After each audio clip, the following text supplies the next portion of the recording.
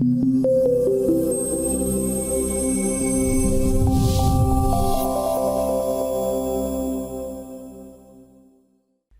this video we will show you how to add hardware to your models using Polyboard's Links feature. I'm going to select the top panel and go into the Links menu over here and select left side. So we're now looking at placing hardware along here, the assembly point between the top and the left side. Now go into Fitting Link inside the Links menu and click on the three dots here. This opens up the Fitting Links List dialog box. As you can see here, we've got nothing applied at all to this cabinet.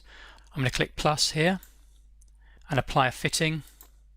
In this case, let's go to Hafel Cams and pick a minifix configuration. Nothing appears yet because you have to apply a rule as well, which tells Polyboard how you want to place the hardware.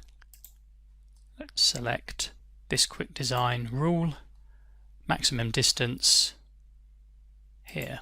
So now we can see the hardware in place. Over here, one is blue, that's selected. We can select the second one or the third one, they go blue, and reposition each one independently if we want.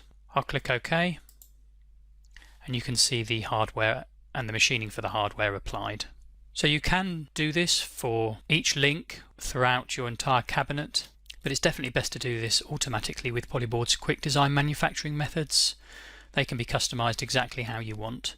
Let's undo this and I'll show you how to do that quickly now. So I'm going to apply a manufacturing method. We've already got set up to the cabinet. Let's pick this minifix and dowel manufacturing method. Click OK. And then I'm going to click OK again to apply the method to the whole cabinet. So the method has applied hardware throughout the cabinet exactly as we've instructed in the method, which you can set up exactly how you want. It's a much faster and accurate way to work. More on setting up those methods in another video. Thanks very much for watching. Goodbye.